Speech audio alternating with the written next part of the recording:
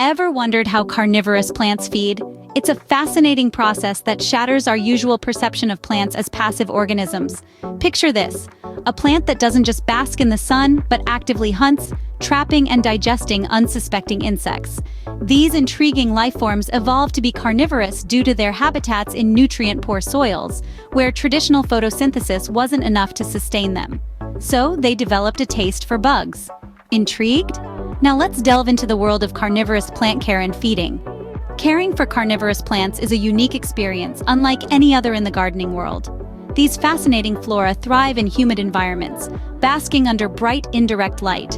They have a thirst for pure water, either collected rainwater or distilled through reverse osmosis. And contrary to what you might think, fertilizers are a no-go for these natural insect trappers, so steer clear of them.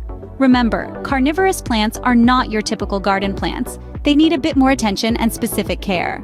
Feeding carnivorous plants is a fascinating process that brings out the predator in these unique plants. These green hunters have evolved various trapping mechanisms to catch their unsuspecting prey.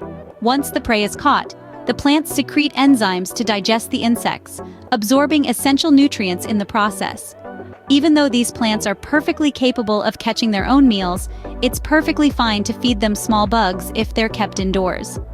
Feeding these plants isn't a daily task, it's more about ensuring they have the right environment to catch their own meals.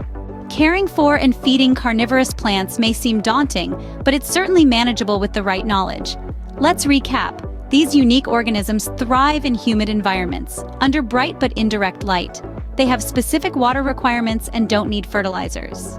Why? Because they are self-sustaining, able to catch and digest their own food. Remember to provide the right environment and let the plants do what they do best, being fascinating carnivorous organisms. If you enjoyed this video, don't forget to hit the like button and subscribe to our channel for more fascinating gardening insights.